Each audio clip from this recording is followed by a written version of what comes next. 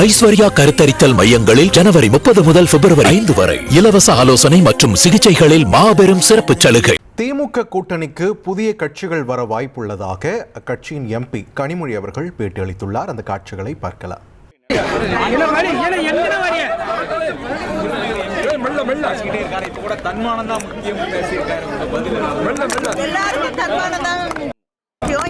சுயமரியாதை இயக்கத்துக்கு தன்மானம் முக்கியம் இல்லைன்னு யாரும் சொல்ல போறதில்லை.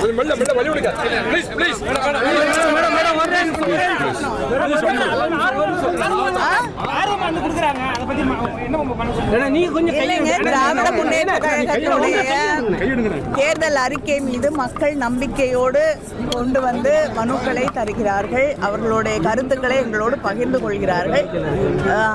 அடுத்து ஆட்சி அமைக்கப் போவது திராவிட முன்னேற்ற கழக ஆட்சி என்ற நம்பிக்கையோடு மக்கள் வருகிறார்கள் என்பதை இது தெளிவாக காட்டுகிறது. அது மட்டும் இல்லாமல் ஒரு வாக்குறுதியை கொடுத்தால் நிறைவேற்றக்கூடிய ஒரே இயக்கம் திராவிட முன்னேற்ற கழகம் என்ற நம்பிக்கையோடு வருகிறார்.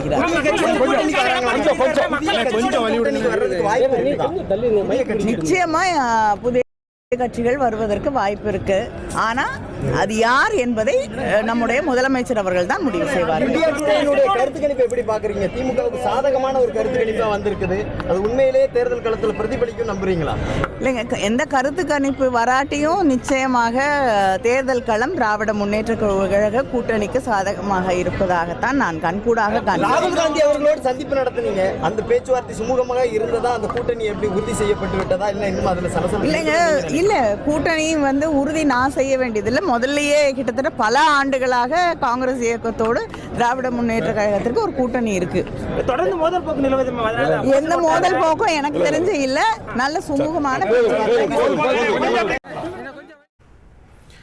திமுகவுடன் மேலும் சில புதிய கட்சிகள் கூட்டணிக்குள் வர வாய்ப்பு இருப்பதாக கனிமொழி எம்பி அவர்கள் தெரிவித்தார். அந்த காட்சிகளை நாம் பார்த்தோம்.